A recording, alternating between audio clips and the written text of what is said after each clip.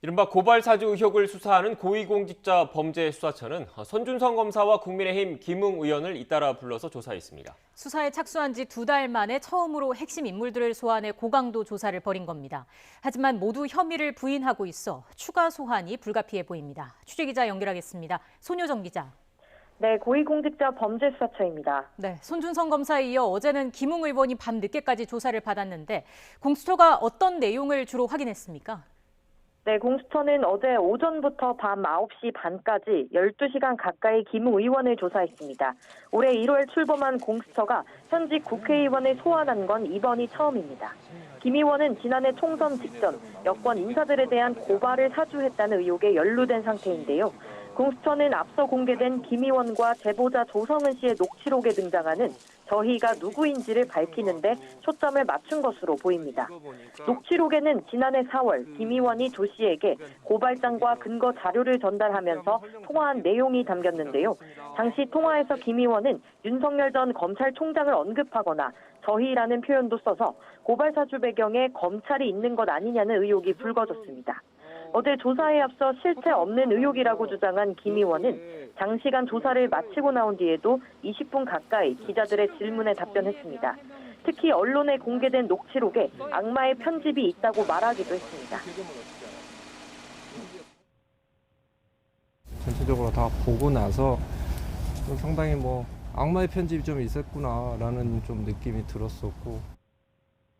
그러면서 김 의원은 당시 통화에 등장하는 저희라는 표현이 누굴 뜻하는 건지는 기억나지 않는다며 모르쇠로 일관했습니다. 김 의원은 또 공수처가 녹취록 외에 언론 기사를 제시하며 신문했다는 점을 언급하면서 공수처의 단서는 텔레그램 메시지에 손준성 보냄 하나뿐인 것 같다고 추정하기도 했습니다. 공수처가 아직 고발장 작성자와 전달자를 특정하지 못한 것 같은 인상을 받았다고도 주장했습니다. 네, 그러니까 기억이 잘 나지 않는다는 게 김 의원의 일관된 입장인 것 같은데 앞으로 수사는 어떻게 진행되겠습니까? 네, 그제 공수처는 고발사주 의혹의 또 다른 핵심 인물인 손준성 검사를 불러 13시간 동안 조사했습니다. 앞서 소환에 불응한다는 이유로 체포영장에 이어 구속영장까지 청구했지만 모두 기각된 뒤 이뤄진 첫 소환 조사였습니다. 손 검사는 지난해 4월 대검찰청 수사정보 정책관으로 근무하던 시절 부하 직원에게 고발장 작성과 근거 자료 수집을 지시하고 고발장을 김 의원에게 전달했다는 의혹을 받고 있습니다. 김 의원이 제보자 조성은 씨에게 보낸 텔레그램 메시지에 남아있던 손준성 보냄이란 표시가 근거가 됐는데요.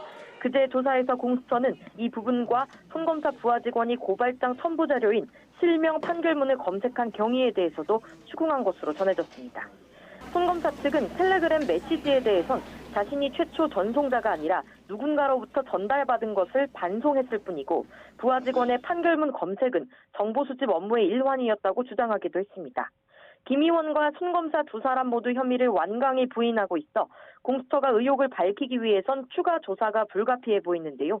공수처는 우선 두 사람의 진술을 분석해 모순점이 있는지 살필 것으로 전망됩니다. 이와 함께 추가 압수수색 등 강제 수사를 통해 단서 확보를 시도하거나 손 검사와 김 의원을 동시에 불러 대질 수사를 벌일 가능성도 제기됩니다.